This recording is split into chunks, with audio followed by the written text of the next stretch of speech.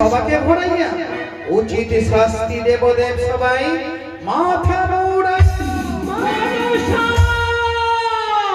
না কহবর কথা কার বাক্যে কি মুড়াবি বিহুলার মাথা বিহুলা যে না বলে মন্দ তুমি যে বলো আপনার রসুমেরা সবাকে হাসাও সেই মেয়ে খাস বেটি কচুর করে মার করলেন নারীকে সর্বনাশ সদমা না বলো মুখে মন্দ আমি কিছু বলিলে সবাই লেগে যাবে দ্বন্দ্ব পাইয়া বাপের আজ করে টাকা চুরি কাহার করে সর্বনাশ কাহার করে নারী তাই বলি থামো না ভাতারি আর বলে গেল বড় বড়ই থামড়া ভাতারি তোমার হেন কেউ নেই অসুর ভাতারি অসুর মারিলাম 10 বাহু বলে তবে তো পুজো পেয়েছি পৃথিবী মাথায় তোমার মতন না কি তার হইতে অসুরকে মারিলাম করিলাম সুদাপার তবে তো পেয়েছি দেবের স্থান পিতার অঞ্চলে থাকতে নাই কোনো লাভ তোমার ঘেন বিমাতা করিলে আমি মন্দ কাজ বরসা জনক ভঙ্গুর জারি কন্যাও ভাগু মুক্ত সামনে করে হইল দূর এরাও সংসার লাভ নেই লেখারি মায়া কান্দাও কান্দাও চাতে পড়ে না পারি দক্ষিণের কন্যা তুমি নাও দুর্গা দেবী শতদশ করলে তুমি বড় সতী একদিন মেডিকেল মদিনা শহরে চৈত্র বিক্রি করে বাইরে পুরা ফেলে তাই নারদা ও নারদা এদিকে এসো দাদা আচ্ছা বলো তো দাদা তুমি সবসময় পিছনে থাকো কেন কি হয়েছে বলো তবে বিমাতারের ফুলের কথা তুলে ধরা হোক সকল দেবদেবীর সম্মুখে তুমি আমার দিকে আছো তো সত্যি সত্যি তো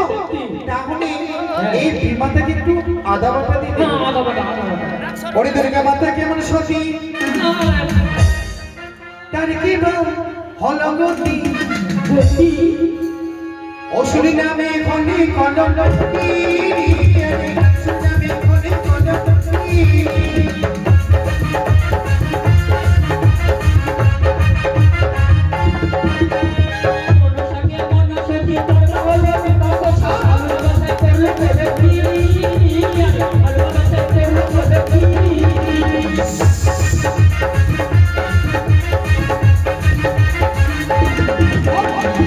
মনসাকে মনসতি তার হলো দেবগতি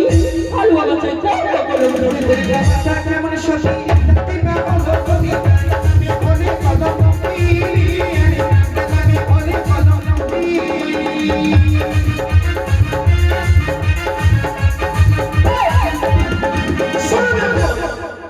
যখন অসুর দেবতা মিলে হয়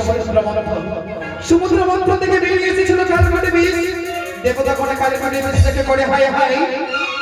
তখন আমার পিতা ভোলা মহেশ্বরকে স্মরণ করে সেথায় গিয়ে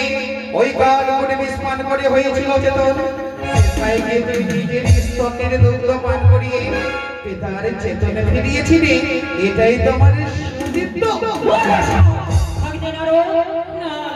ভোলা মহেশ্বর চেতন হয়ে পড়েছিল নিজের স্তন্য দুগ্ধ পান না করাটা ভোলা মহেশ্বরে অচেতন ফিরত না যদি ভোলা মহেশ্বর না থাকতো এই ব্রহ্মাণ্ডে কিছুই থাকতো না তোমাকে এইভাবে বলছি প্রজাপতি এবার দেখো এবার তুমি মশলা পাবে একদম আদা দিলা আরে মনসাকে মনসতি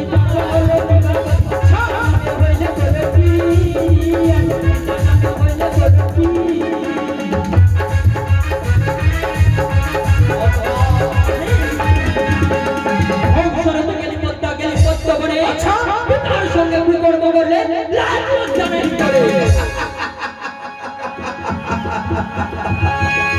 পিতা নামে আমায় কলঙ্কিত করছো পিতা নামে আমি কলঙ্কিত নই জানে নারদা জানে পিতা ব্রহ্মদেব আমি কলঙ্কিত নই এবারে তোমার আসল কুলের কথা তুলে ধরবো কি ধরবে পারি দুর্গা মাতা কেমন সতী সত্যি পাগল গতি আমি বলে কলঙ্কি আরে মাতা নামে বলে কলঙ্কি এই কার্তিকের ছোটবেলায় এত রোগ কার্তিকের রোগ দেখে ব্যাকুল হয়ে পড়েছিল বিমাতা চন্ডী বলেছিল ওরা কার্তিক রোগ দেখে পাগল একটা নিশে যাপন করতে হবে। মা হয়ে যে যিনি সন্তানকে চিনতে না পারে, তবে তুমি কোন মা? তুমি মা নাও, মা নামে তুমি কলঙ্ক। আজ যেন ধৈর্যের বাঁধ ভেঙে দিচ্ছ, আজ এই নিস্তার করিব সংহার।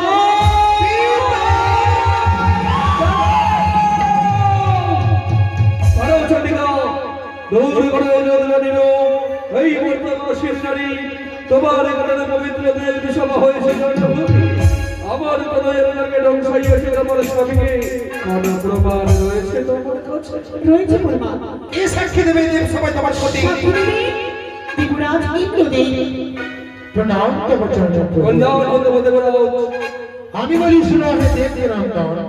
দেব সবার মাঝে সত্য কথা করিব বর্ণন। একদিন ইন্দ্রপুরী গিয়ে পদ্মাবতী হরণ করে